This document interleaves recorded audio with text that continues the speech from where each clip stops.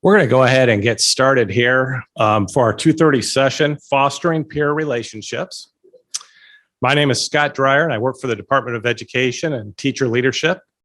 And I'm here and happy to introduce Dr. Amy Bellmore.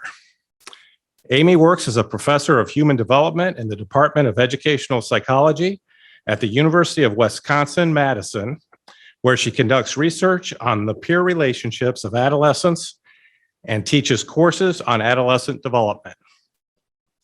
In her talk today, she will discuss the ways that the structural characteristics of peer groups within school settings promote social, psychological, and school functioning. Let's welcome Amy.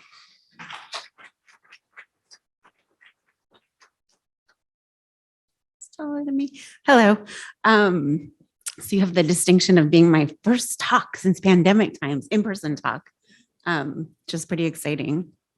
So my task is to talk about peer relationships. It's also my pleasure. It is the focus of my scholarship. And when I was thinking about what parts of it I should attend to, it's actually a pretty tricky task. I will tell you the two things that motivate me in how I decided to talk about this with you today. So one of them is that so my training is as a developmental psychologist, and really I'm interested in just basic processes, understanding what happens. I'm not someone who intervenes. So even though the first word in this talk is how do we foster it, I'm not going to talk about specific interventions, deliberate interventions, but that relates to the sort of second motivating factor I have, which is that I actually think these are things we should be doing all of the time. Like we're constantly intervening. Every time we're interacting with a kid, we are fostering something, and hopefully it's something good.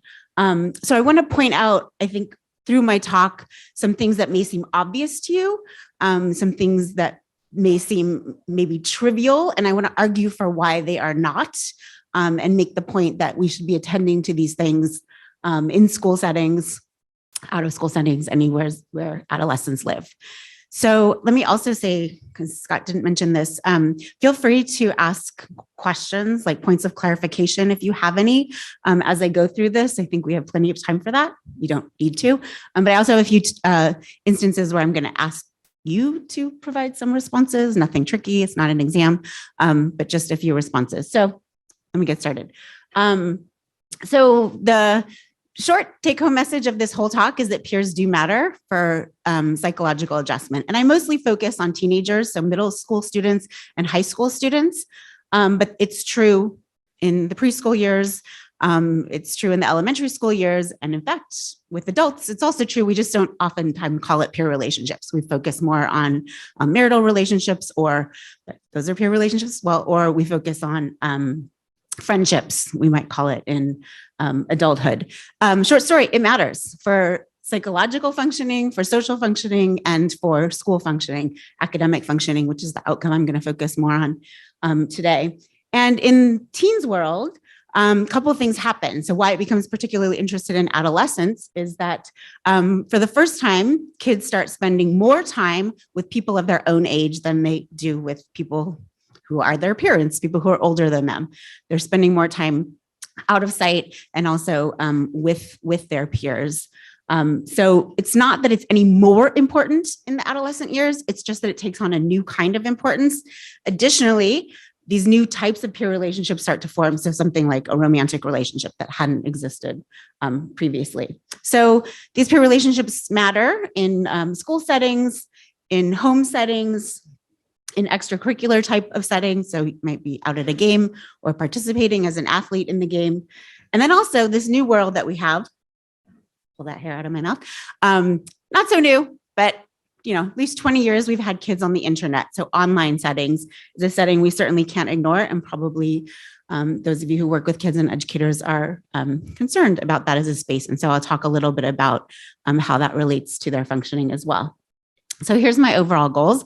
I want to talk about the structure of peer groups. I'm going to focus on two things in particular, the notion of popularity and the notion of friendships.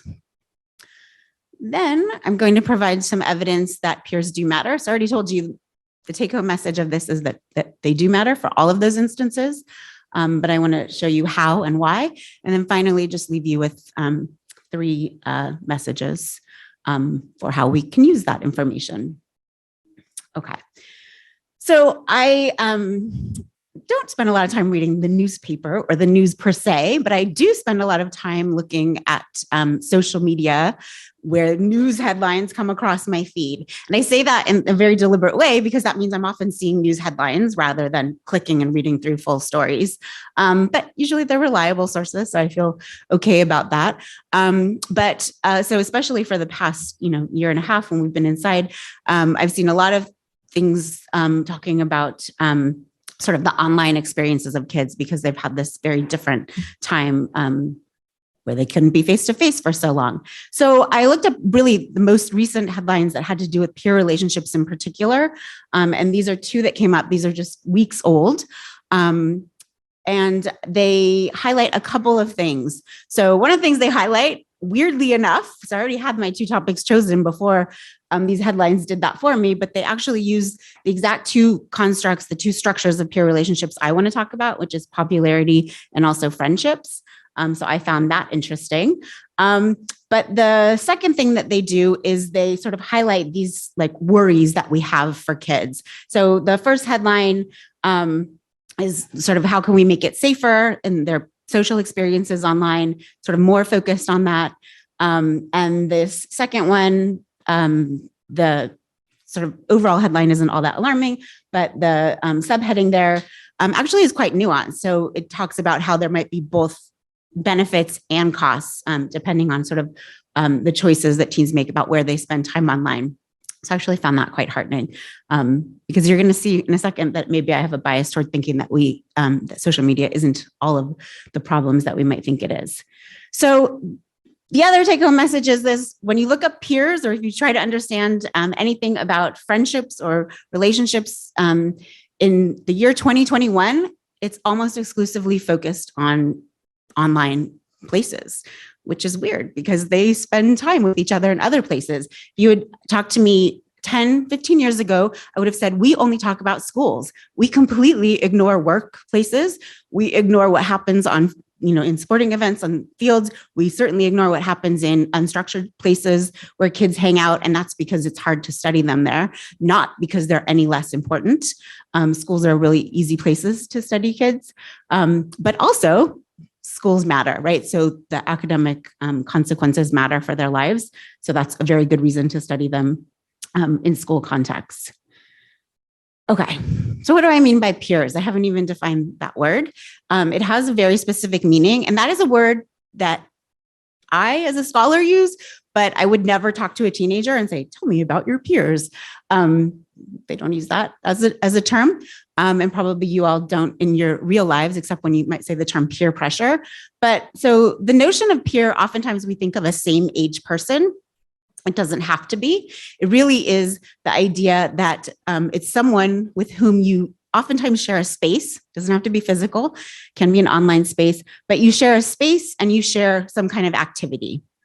So in schools, that's very clear, sort of who the peer group is. We could think of it as the whole school. All of those students could be peers. We rarely do that.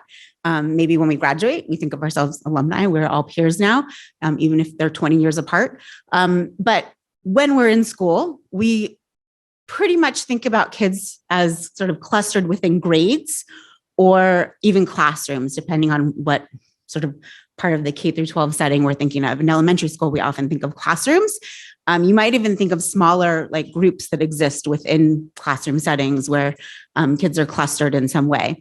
So the point I'm making is that there is no explicit definition of or size to what a peer group is. It could be thousands of people. It could be 2 people. It just requires that people come together in some way. Again, doesn't have to be physically, and that they have some shared behaviors or a task that they're sharing, something that they're directing their energy toward. This is how we measure them. We ask kids, so each one of these dots, they're triangles, they're squares, whatever shape they are, each one of those nodes is the technical term we use, that's a student. And this is a 6th grade setting. This is a middle school in Wisconsin. And I would say this is like an average size middle school for the state of Wisconsin. And so each of those represents a student, and the line represents the connection between students. And we get at that connection by asking kids to tell us who are the kids that you like and who are the kids that you dislike. We could also ask them activity-based questions. Who are the kids that you hang out with, or who are the kids that you do homework with? You could ask them any question just to find these connections. This approach to mapping social networks of peers and schools is actually something that was developed in the 1930s, but it was used really sort of effectively in the 1950s by teachers to create sort of how they were going to design where students should sit would actually rely on this as a method. They would ask kids, who do you like? Who do you know? And strategically use it, right? So it's not like, oh, I'm going to let all these friends sit together. It might be like, oh, I'm going to not let all these friends sit together. So this is something that has been used. It has practical applications, not just sort of these scholarly applications. On this graph, I don't think it matters for what I'm going to tell you, but you might be interested why there are different colors. So those different colors indicate something that we call cliques. So a clique is a group of friends. And the idea is that those kids in that clique have named each other as people they like more often than they've done for someone else. So you see that green clique over there, sort of under that blue clique. That's a really cohesive group of people. That's a lot of kids too, actually. It's quite large. The average size of a clique in middle school is 6 students, and that has held up across time. So that was established in the 1960s. Our own research, when we do this in the 2020s, we basically get the same answer. So that's a pretty large clique right there. And you can see that they're really sort of densely interconnected, meaning that they all really like each other. Those are true connections. The other thing I want to tell you about this map, because this will matter for something else I'm going to tell you in a second, is that those connections have little arrowheads. You probably can't see them. But the idea is that when we ask this question, who do you like the most? I can direct it towards someone, but they might not direct it back toward me. And I might direct it toward everybody in my clique. So I might feel really connected to them, but only a few people direct it back toward me. So it doesn't have to be reciprocal in any way. When they are, that means the relationship is stronger. Okay, so that's what I'm talking about when I'm talking about a peer group or a peer network. And I present to you a school where these networks reside. And what strikes me about sort of this gets to the sort of part of this where I want to point out obvious things that maybe are not obvious to you as you think about what goes on in a school. So what happens to me as an outsider when I go in to do research is that I walk into this school and they tell me, okay, well, here's where all the 6th graders are, or where this is where this group of 6th graders are who don't have lunch right now. Or this is where the 7th graders are, whatever it is. So this is a middle school in California. As an example, this is the exact layout. And what becomes really clear to me is that students occupy different spaces in the school. And part of that is determined by things that the school decides. And part of that is determined by kids' own agency, like where they choose to school. So we ask these questions of kids: where are you hanging out before school? Where are you hanging out during lunch? And where are you hanging out after school? Obviously, during lunch in a middle school setting, you probably have less choices of where you're going to hang out. You'll notice there's all those squares are in the cafeteria. That makes sense, because that's probably where they need to be, although sometimes libraries are open. But the point of this map is to say that those networks on the previous slide, and what I'm going to talk about in a second, how people become popular or how they get friends, are really constrained by their opportunities in schools, right? So I mentioned this idea of having 2 different lunches, right? So if the 6th grade is divided into these lunch periods, you might not have access to all of your peers to become friends with. Certainly in classrooms, you only have access to certain kids. I just mentioned the notion of a seating chart based on these sociograms. And that's another way that you might be constructed. Like if you look at my friend network to this day of people that I know from high school, the number of people with the last name B compared to other last names is ridiculous. Like that's who my friends are because we all sat together based just on having the last name B. So these opportunities constrain who you might know and how many people you might know. And that's going to influence these next processes that I want to talk about. So the first thing I want to talk about is popularity.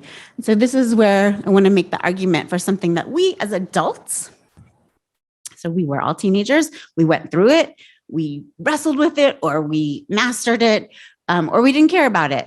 But we certainly experienced sort of its relevance in our own lives.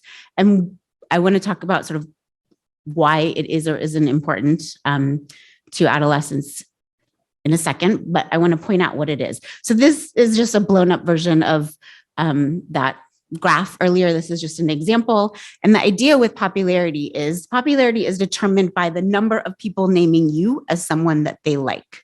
So that's what those arrows, so this is a peer group. Everyone in this peer group is naming this person. This would be a highly popular person versus this person is less popular. They aren't necessarily unpopular. There's no set value that says you are now popular or you are unpopular. It's all relative on any setting. So we could be in a setting where nobody makes any nominations. Nobody ever says they like anybody. And in that case, if you even got one, you would be popular in that setting. So it's all relative. But the idea is there is a range. And usually it's determined by asking these two questions. So who do you like the most and who do you like the least? And these questions are developed really thoughtfully to not cause any sort of conflict or controversy in a room, to not make students feel self-conscious. Usually in a high school setting, this is done at the grade level. But you could argue that high schoolers might be thinking of their whole school as the peer group that's relevant, but depending on where you do that, it might be too many. So like in our California schools, that's thousands of students, and I don't think students are aware of thousands. So we limit it to the grade. And we're focused on both of these qualities for the reason that I'm going to tell you. The first is that they tell you on balance how preferred a person is, how likable a person is. So the extent to which you get more people telling you that they like you versus they don't like you is your preference versus your impact. So your impact is how visible you are, how noticeable you are. And the idea with impact is, regardless of the question, you're just somebody that people name. So a lot of people name you as someone they like the most, and a lot of people name you as someone you like least. You would have high impact. I think of these as politicians because usually they don't please everybody.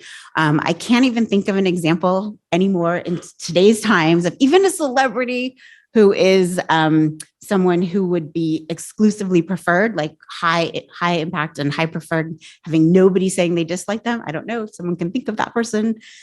Let me know. Dolly Parton, that is a good example, actually.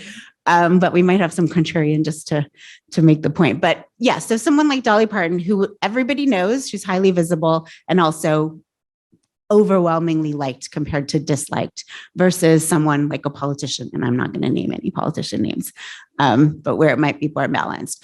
But the idea is both of these dimensions matter, not just how people feel about you, but also how well noticed you are.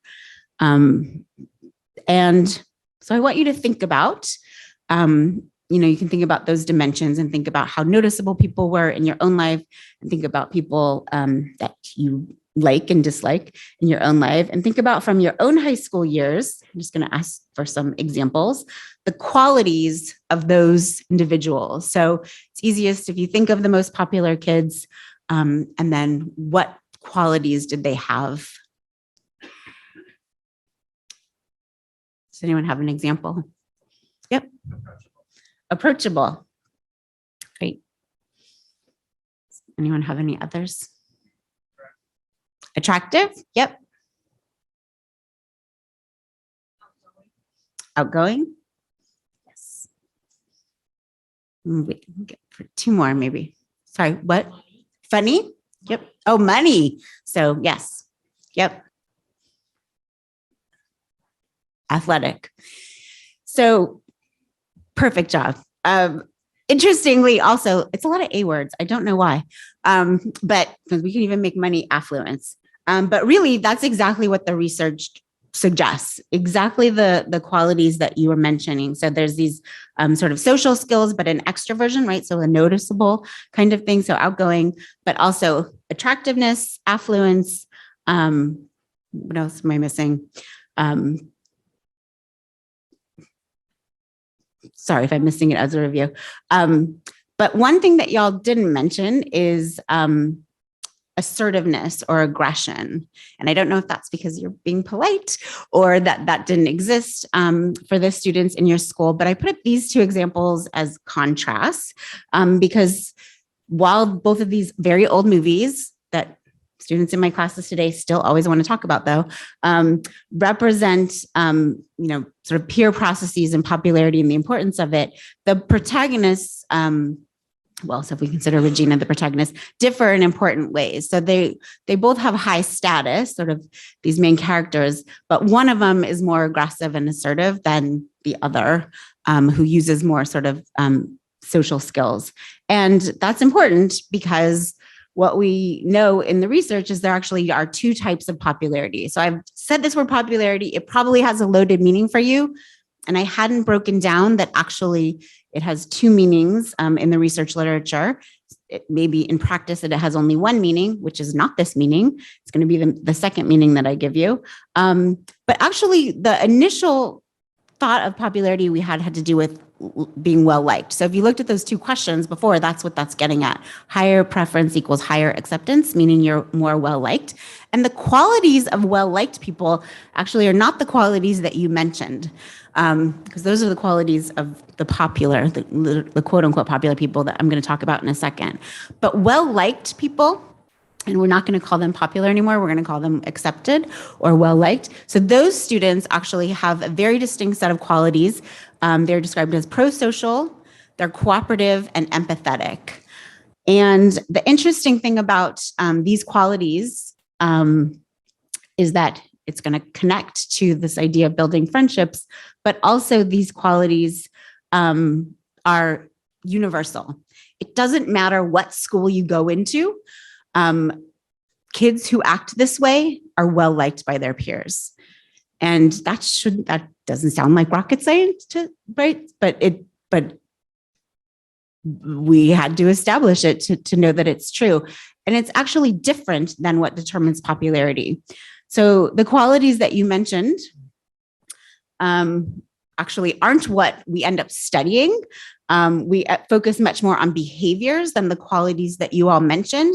And I would say this is an area of probably disconnect between what happens in the real world and what happens in terms of what scholars focus on because of what can we change? We can't change attractiveness. We can't change affluence. We can't change some of those things. We can change social skills and create outgoing things, but those other things we can't change. We can focus on behaviors. So these are the behaviors of popular kids. And you can also see how those are the things that might make you visible and noticeable. These are not, I don't want to put a judgment on those behaviors because in both cases, the behaviors of the individuals serve a function. So for the well-liked individual, it functions to build, to form relationships and also to maintain them. For the popular individual, it might actually include that. So it says here, functions to achieve strategic goals. So the strategic goal might be to amass all of the friends in the whole grade. That might be the strategic goal. Or it might be to get the cutest whoever as a relationship partner. Or it could be to have someone do your homework. But there's an end. It's something strategic, and these strategies are used in order to meet that end when we're talking about popular students. Okay, so now I want you to think about, if you can, what kind of school experiences these popular kids that you just thought about had. What do you think was their experience in school? And I'm asking that in a vague way.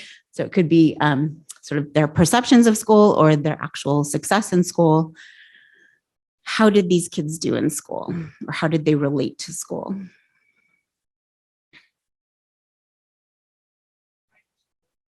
High achievers? And are you talking about both the accepted or the popular or both?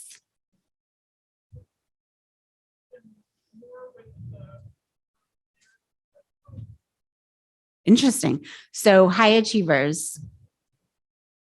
Other ways that kids are related? Yep. Yeah, so that's a great point. So that the school experience was social. It wasn't they weren't focused on the academic experiences, sort of their grades or test scores or things like that. Rather, it was through the relationships. Any other thoughts about it? Yep.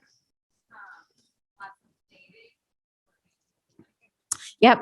So a great point, and also another place where we have this disconnect between what researchers focus on and what kids are actually experiencing in school, because we don't attend enough to dating relationships in schools.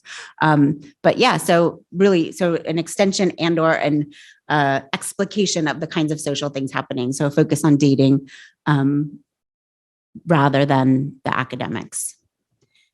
Okay. So I will show, so the reason, before I get to that, I actually want to make the point. So I was looking for, so what a new research project I'm working on is asking teens to provide me with memes about their experiences during the pandemic, because what I have seen is that teens are exceptionally funny and they cope with bad things using humor. And so I thought, oh, let me see what they've done. They actually didn't give me very many memes about social things. They were mostly things about school going terribly, a lot of SpongeBob undersea with fire and things. So then I went broader, just said, what kind of popularity memes exist? And actually, it's mostly adults looking back on their experiences. And it was always this flavor of, okay, seems like this was a construct that really mattered in the time when you were in adolescence, and that popular people are at some advantage, right? There's this tinge of like jealousy or something. And then now that we're in the real world, it's not going to matter, which I think is, again, so this sort of underlies this point that I want to make about things that we think might not be all that important, and that we're going to act like aren't all that important, probably are pretty important if there's adults, you know, in 2021 creating memes about this experience. Looking back on it. But let's go back to in the moment. And in fact, in the moment, so the first response that I got was high achievers. The reason that I said that's interesting is because that's true for one of the groups, but not the others. And it's true for the group that is well accepted. So for kids who are well accepted, this is just a big summary of a bunch of research. Those kids are described as being, in terms of their behaviors that lead to school success, being more pro-social. So they're helpers, they're leaders in their school. They also have a better understanding of social dynamics. So their own peer interactions, but also what teachers want from them and expect from them. And then they also create an overall more positive school climate for everybody. And that leads to greater school success. So the indices of school success that I focus on in my research are grades. We could have a conversation about how limited that is and why it's bad or good. But I focus on grades and also absences, and in particular, unexcused absences. So from my perspective, it's really important to know if a kid is, not attending school and opting out of it because they don't feel comfortable there.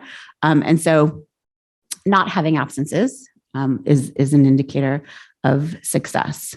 So for acceptance, these actually are high achievers. So the well-accepted, the well-liked popular kids. The kids who are the other form of popularity, actually the set of behaviors associated with them in relation to school outcomes is actually all quite negative, and they do worse in school compared to other kids. I don't want to make the point. So the popular kids have success in certain regions. Notice there's nothing here about their social success.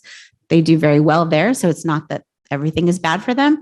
But the things that relate to school, the behaviors actually are all quite negative. So these kids are more aggressive. They're going to get in trouble more. They're involved in things like truancy or vandalism, things that will get you in trouble. And then finally, so the same way that lower box is describing sort of how they contribute to the school as a whole, they also create a more disruptive climate for everybody within the school, and that leads to more school problems.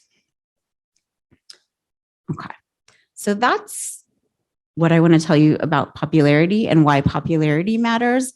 I want to delve back down into the friendships in particular. The reason for that is that I want to make the clear point that popularity is not the only thing that matters. So actually for about 15, 20 years, I've studied bullying exclusively. And that is not the only thing that matters in schools, right? So you get the impression from students who've been in the school system in the past 10, 15 years, there's so many anti-bullying assemblies. There's such a protocol about bullying. It has gotten so much attention. Yes, great, important. That's so important, but it's not the only peer process that's happening. So just as popularity isn't, we can also focus on friendship, sort of these moment to moment things. And I say that because you might have a student who is feeling unpopular and feeling like they're not doing well in their peer group, but they might have a really great friendship. And even just one friendship is really important and matters. So what do I mean by friendship? So friendship are always dyadic relationships, meaning it only ever occurs between two people. And it can be unidirectional or it can be bidirectional. So meaning I could consider, so if someone a friend, so I could name that person is my friend, that's a person that I like, and they might not reciprocate that. And there are a whole group of researchers who would say that that matters and that is sufficient. It's enough to know that you consider them your friend. There's a whole other group who say, actually, no, it always needs to be reciprocal, that both people have to share the same feelings. Otherwise, it won't matter. Okay. Time for you to think again. I want you to think, and in this case, I want to distinguish between different developmental periods about the qualities that you had or that your close friend had in elementary school. So that's a long time ago. Think about a close friend, doesn't have to be a best friend, but just someone who definitely you considered a friend, and what were the qualities that they had. And again, I'm asking that in a really broad way, just to hear a range of responses. Same interests, yes. Trustworthy? Yep, so someone who's physically you had access to. Dependable. So similar to trustworthy. Anything else? Fun. Yes, fun. Okay. Are there any qualities that were added to the friendships that you had in later years in high school?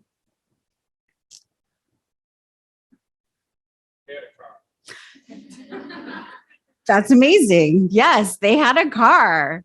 So that actually is really important. And so it relates to this sort of strategic notion of relationships. Shared dislike. Interesting. So shared dislike in the same things or people.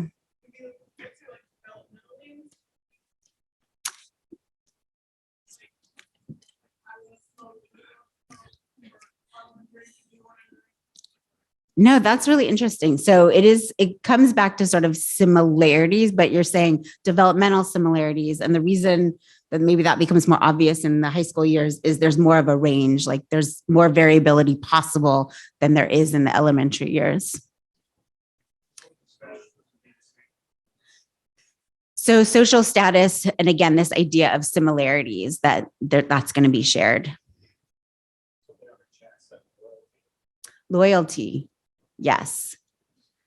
Okay. So I will confess that for the notion of dependability and trustworthiness coming up in elementary school was a shock to me based on what the research says, because the idea is those constructs, and loyalty is another example there. These are constructs that don't really emerge until the high school years as things that are essential. I'm not saying they can't exist in the elementary school years, but it's not typical. It's more about things like similarities. So this, not a meme, just a thing on the internet, that actually captures pretty well the qualities of friendships that ultimately we focus on. So I'm going to not have you use that as the example. I'm going to use this. But one of the main ones that I'm going to ignore because it's so common in both elementary school and in the high school year, so through high school, and maybe doesn't matter so much is the idea of just spending time together. So the notion of companionship. And often that has its roots in similarity. So all of these themes connect, but they're not really the ones that distinguish between how successful this person is experiencing their social life and then how that relates to school as these others. So companionship is sort of this underlying like a given, like you have to spend time together, but these are the features that end up mattering more. And the first one, so I'm focusing on adolescence. The first one is this idea of self-disclosure. And so you can build loyalty, you can build trust and trustworthiness through self-disclosure. And that doesn't happen as much in the elementary school years. Yes, little kids have secrets with each other, but they're not like high stakes secrets, right? So there's not this sense of vulnerability and investing trust in someone else. There's also really importantly, so these the similarities that you guys pointed out for the adolescent years, a lot of those similarities depend on this ability to take into account another person's perspective, and that just doesn't happen until adolescence. So the notion of receiving and giving help is really important to friendships. Actually experiencing conflict matters. It is a thing that happens. So the reason friendships are so important is they give you a context for doing things that you're going to do out in the world, but it gives you a safe context for doing that. So no, you wouldn't want a friendship that's only arguing all the time, but it's certainly expected that you're going to have some conflict. Hopefully, it's a minimal amount relative to these other things. And even more, hopefully, you have a way that you resolve it successfully. So this is the fourth feature of friendship that's really important, the ability to resolve any issues that you might have. Okay. And when researchers have used those qualities as the measures of friendship, so I should also say, so there are a whole bunch of people who say, I only need to know, does this person think they have a friend? So that one line thing. There's some people who just measure friendship as that. There's other people who say, I need to know about, are there these dyadic relationships happening? Just the count of each of those, the count of the number of people I say are my friends, or the count of these true dyadic relationships that I have. There's whole people who focus on that. I don't happen to think that's sufficient. I am more interested in these sort of qualities that individuals have. So that's what I'm reviewing here. When you focus on those friendship qualities, you do find that they are predictive of school success for these reasons. So kids who have higher quality friendships, so those are things where you feel like you can self-disclose, you get help from your friends, you have minimal conflict, and then you can resolve conflicts. Those lead to feelings like you belong at school, greater sense of school belonging. It also leads to a host of better sort of psychosocial adjustment indices. So things like less depression, less anxiety, less loneliness. And finally, it also mitigates other peer issues. So friendship is not in a vacuum from popularity, and it's not in a vacuum from bullying.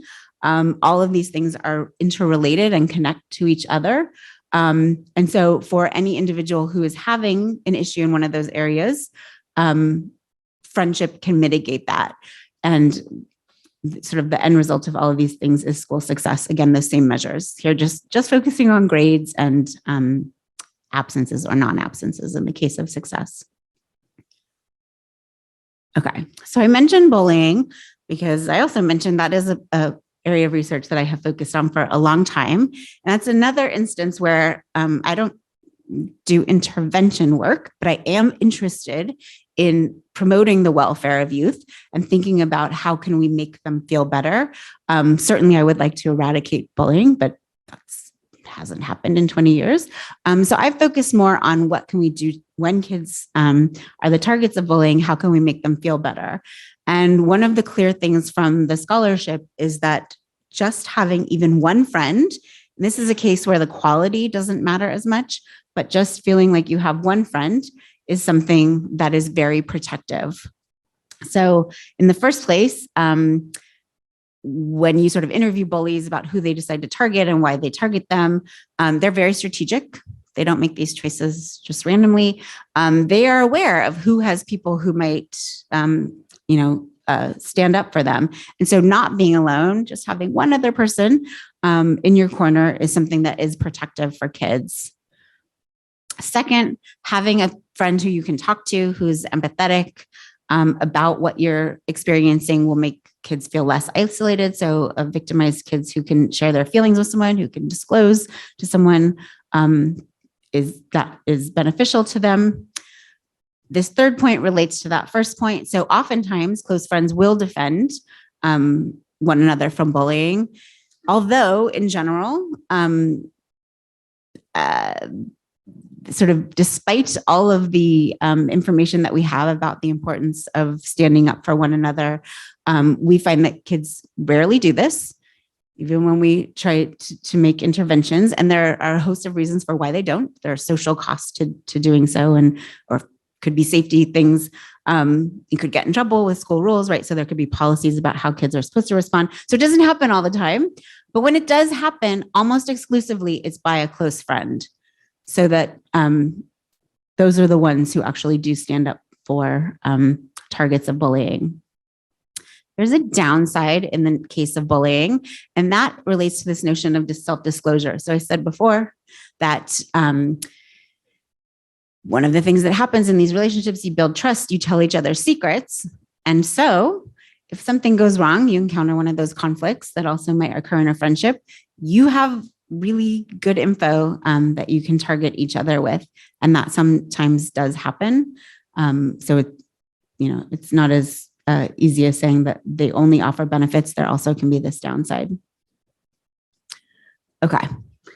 So I've talked about popularity, sort of where a kid stands within the peer group as a whole. I've talked about these sort of dyadic relationships, so these one-on-one relationships. And in some work that we're doing, again, this is all based on what we see when we go into the schools and what we experience in the schools.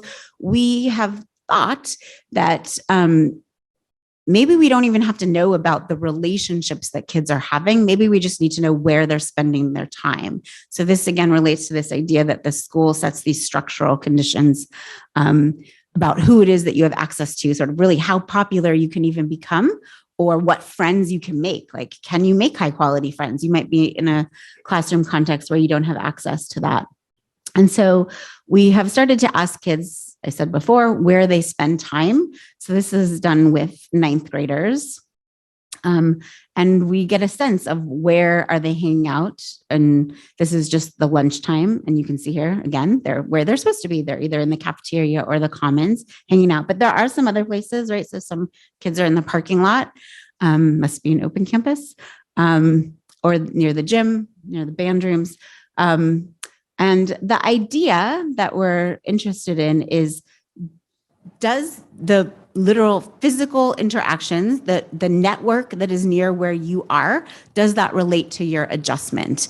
And the particular phenomenon that we're interested in, I'm going to take a bit of a shift because I haven't mentioned this at all until this point, but it relates actually to everything else that we've talked about, is the ethnic context that these kids are in.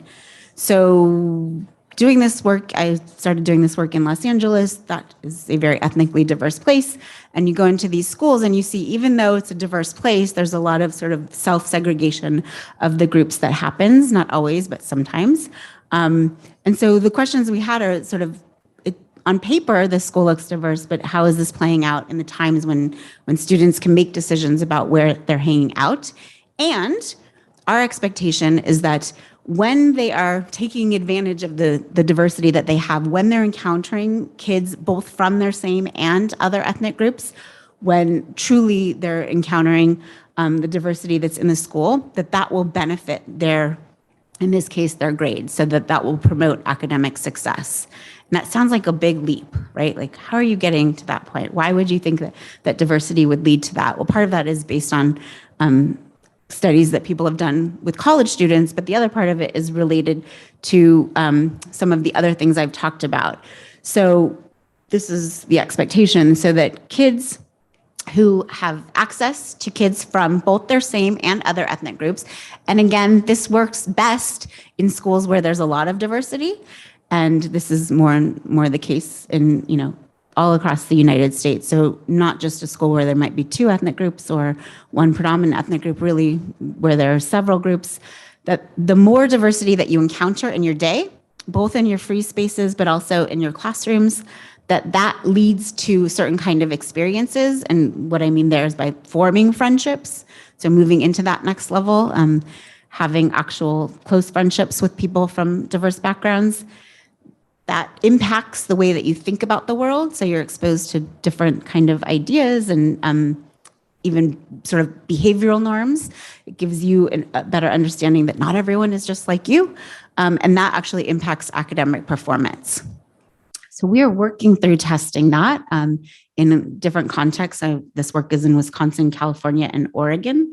Again, it's limited to, because it has to be, to schools that are ethnically diverse.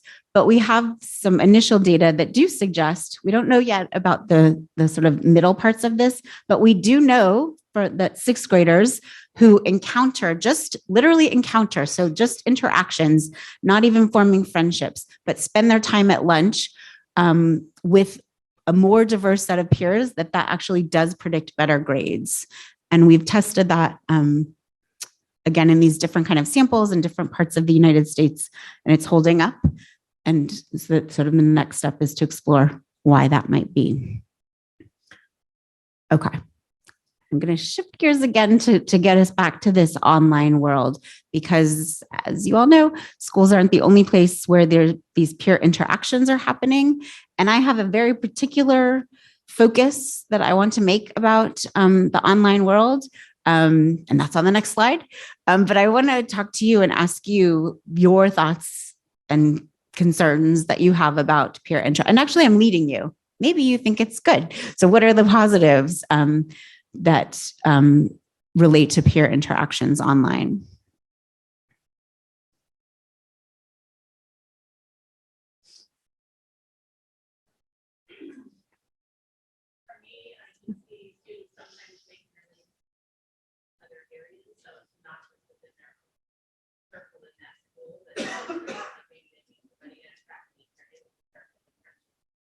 Yeah.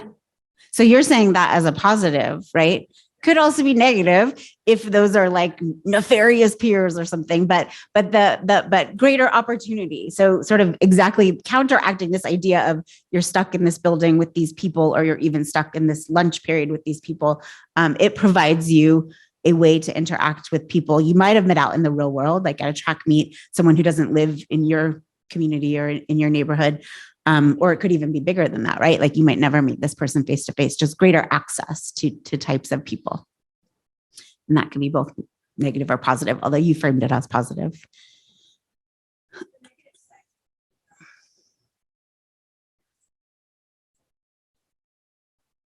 Oh, so meaning that they might go in a negative direction. Is that what you're saying?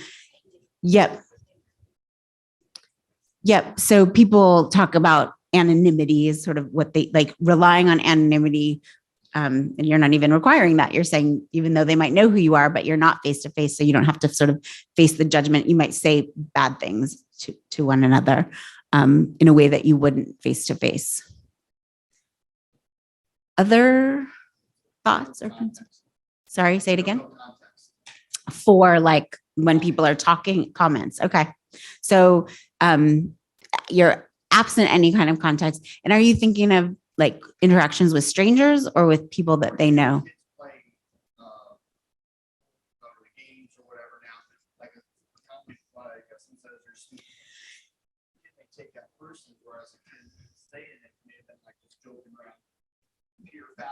Yep. Yep. And I love that you brought up games, because this is another area that researchers completely ignore, where there's so much social interactions happening in these online gaming worlds. So yeah, so you might not understand. So the kid might be totally joking, calling you stupid, but you can't understand that in that context for lots of reasons. You might not know the person, you might not be able to hear their inflection, or because you're playing the game at the same time. Yes, so you lack these contextual cues that matter. I think that relates a little bit to the thing I'm going to talk about. But are there other thoughts about it? Yep.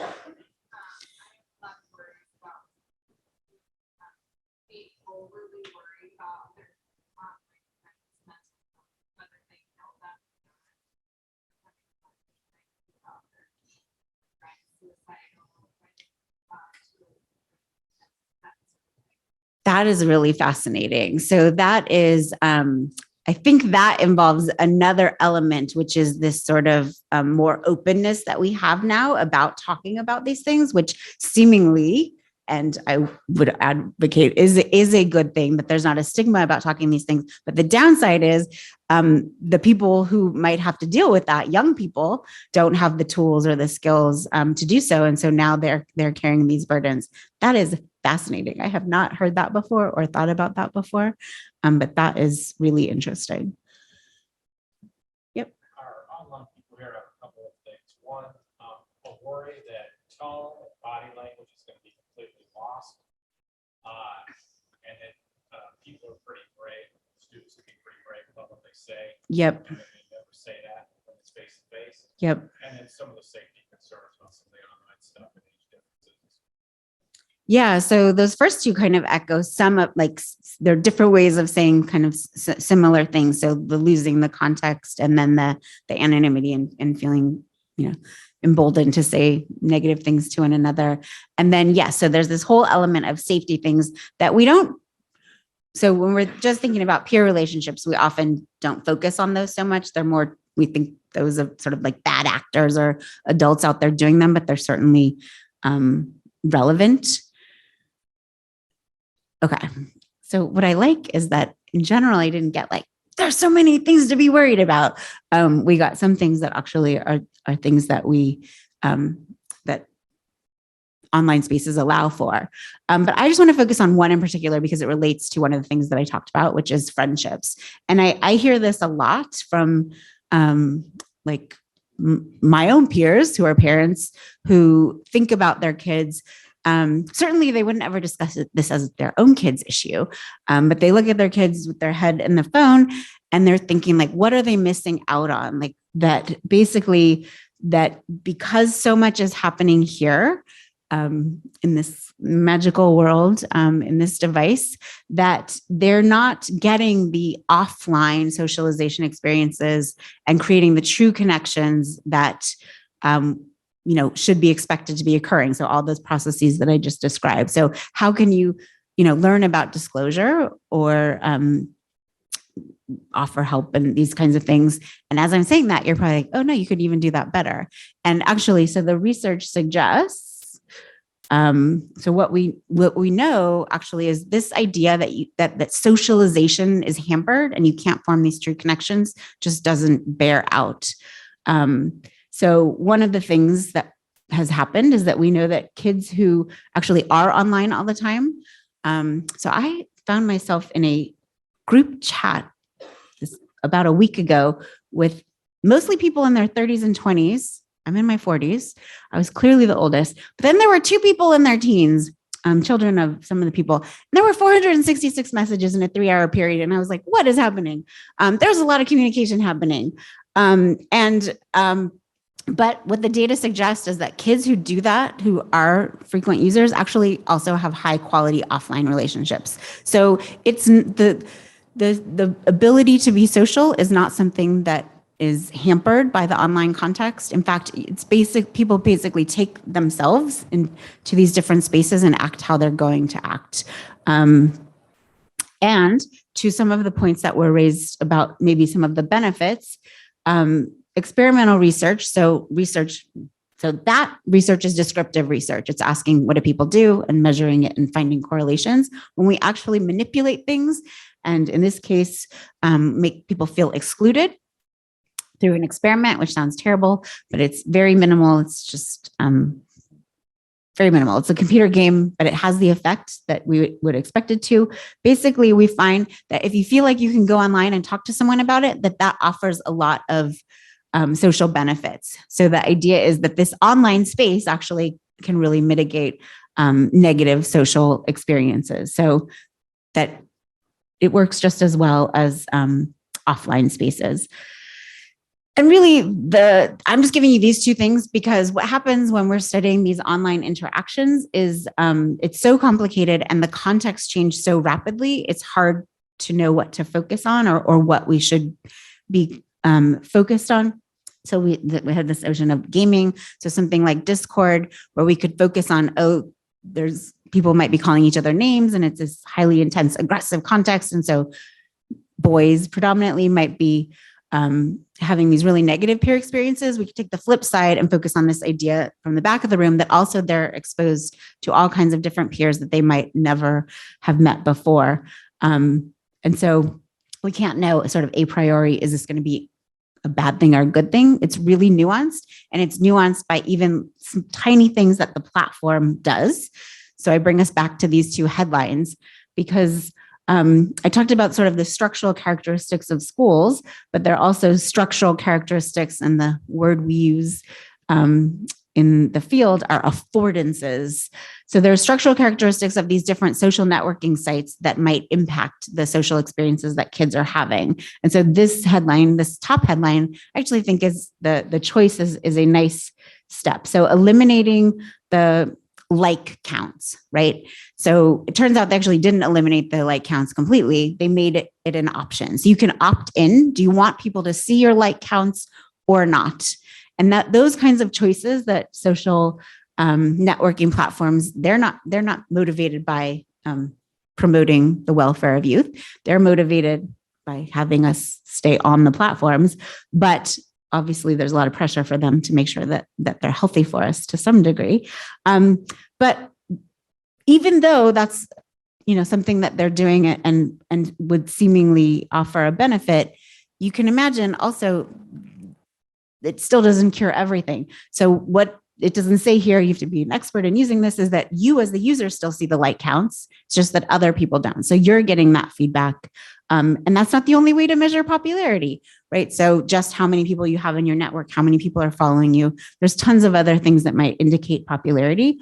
In the case of an adolescence, exactly which kids are following you might be really important, right? So that's a step that the platform is taking to modify the structural part, but insufficient. The second headline, what I like about it is that it sort of implies that, so Snapchat, Instagram, or TikTok, that depending on where you are, your ties with one another, so your friendships, so ties is word for friendship there, that it depends on where you are, but really it's completely the student, the adolescent themselves, or the young person doing that. They're choosing which platform to go on. They're dictating sort of where they're going to spend their time. And they also dictate how they're going to do so. So a couple weeks ago, we had all this news about Finstas, right? So there was this congressperson who clearly didn't understand what a Finsta was and had this really negative perception of it. But the truth is, kids are going to figure out ways to use these platforms, or to use certain platforms in certain ways for their own benefit, right? So Finsta is sort of a type of Instagram where you can be truly yourself, and usually it's just with your own close network, rather than your public-facing one that maybe mom and dad see as well. Okay, so what do I want to leave you with? So I told you I'm not going to give you explicit intervention solutions, but what I hope that you do is when you look out into these social worlds of kids, that you recognize the complexity of the social issues that they're facing. So one, that there's these different processes. I only talked about 2, maybe 3 if we include bullying, but the notion of popularity, friendships, and bullying. But also that occurs in these different contexts. So there's things that happen in a classroom, there's things that happen in a school, out of school, and also online. So there's a lot of contexts where all of this is happening, and that shouldn't be trivialized when they're encountering an issue in one of those contexts. The second thing that I would advocate for, and this isn't a thing that you need to do necessarily, but maybe you do need to send this back up to me as a researcher, is to listen to student voices about what matters to them, right? So the things that Instagram is deciding about what to change on their platform, or the policies that a school makes about, for example, how long lunch should be or something like that, should be determined based on the needs of the kids and what it is that they value, with everything else in mind in terms of sort of what we as adults know about what sort of goals we have for them in schools. But to the extent that we can, we should be listening to their voices. And then finally, this is where I say I'm not talking about sort of interventions with a TM or a registered mark next to them, but I am talking about what we should just be doing all the time, which is working to promote inclusion. And so the notion of popularity and friendship, in each cases, there can be a lot of exclusion that happens there. But I think through sort of actively attending to our own behaviors, right? So as we work with each other, but also certainly as we work with kids, the kinds of choices that we make about how we set up spaces or how we invite people to be a part of things or activities that we set up, that those should be really deliberate. And that also, so those skills that I talked about that related to the acceptance form of popularity, but also the things that are a part of friendship, if you notice, those overlap a lot. And those are things like building empathy and building leadership and pro-social kinds of things, that we should work to focus on those things without giving so much attention to the other things, because those are the things that ultimately lead to school success. I think I'm going to leave it there. I think that's the last slide. Yes, it is. That is all I have.